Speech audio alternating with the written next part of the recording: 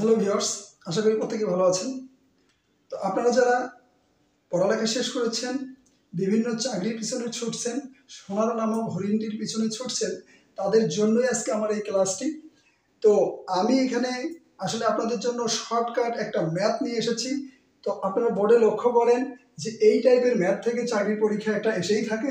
সাধারণত দেখেন এই ধরনের ম্যাথগুলো এসে থাকে, যেমন দেখেন দুইটি শতকরা দেওয়া থাকলে আর একটি বের করতে হয়।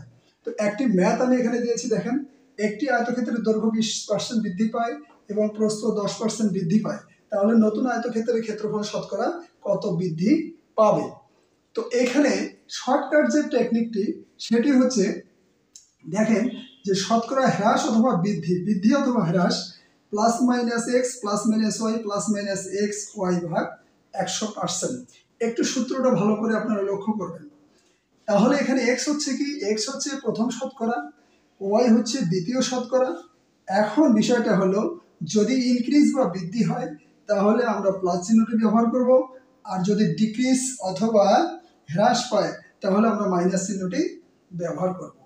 তো এখন এই সমস্যাটি আমরা এখন সমাধান করি।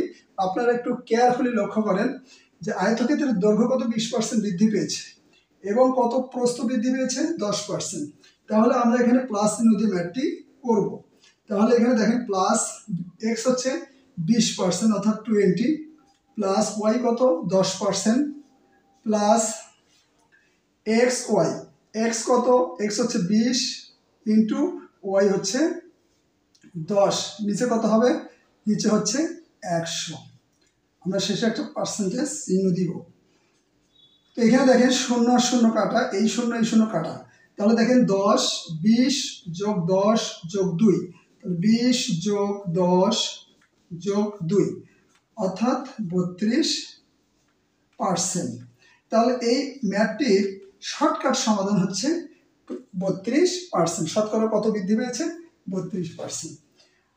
এখন দেখেন আর একটি ম্যাথ এখানে লক্ষ্য করেন, সেটি হচ্ছে দেখেন আমাদের যদি একটি খেলনার মূল্য 20% বৃদ্ধি করা হয় আবার 20% কম হয়, তার মানে কি 20% বৃদ্ধি পেয়েছে এবং 20% কি হ্রাস পেয়েছে, তাহলে খেলনার মূল্য শতকরা কত বৃদ্ধি অথবা হ্রাস পেয়েছে। এখানে আপনাকে বের করতে হবে যে হ্রাস পেয়েছে না বৃদ্ধি পেয়েছে।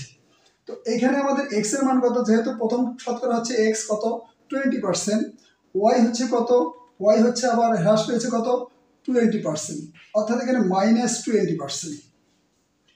তাহলে আমরা ম্যাথটি কিভাবে করবো, দেখেন বলা হয়েছে কি যে বৃদ্ধি পেলে প্লাস আর হ্রাস পেলে কি মাইনাস।